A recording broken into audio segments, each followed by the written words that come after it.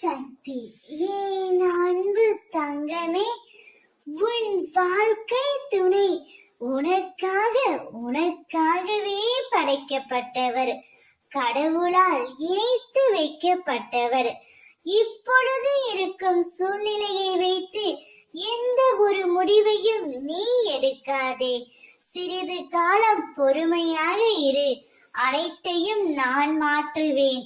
உண்மையான உன் அன்பை புரிந்து நீதான் எல்லாமே என்ற நிலைக்கு அம்மா நான் கொண்டு வர செய்வேன். என் மீது நம்பிக்கை கொள், இது அம்மாவின் சத்திய வாக்கு. இப்போதைய நிலை உங்களுக்குள் புரிதல் இல்லாமல் சண்டைகளும் சச்சரவுகளும் வந்து கொண்டே இருக்கின்றன. சின்ன சின்ன பிரச்சனைகளையும் பெரிதுபடுத்தி குடும்பத்தில் நிம்மதி இல்லாமல் இருக்கின்றாய். விட்டு கொடுத்து வாழ பழகு.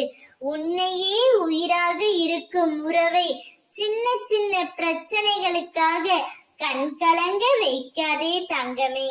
கவலைப்படாதே, உன்னுடைய இந்த நிலை கூடிய விரைவில் மாறும்.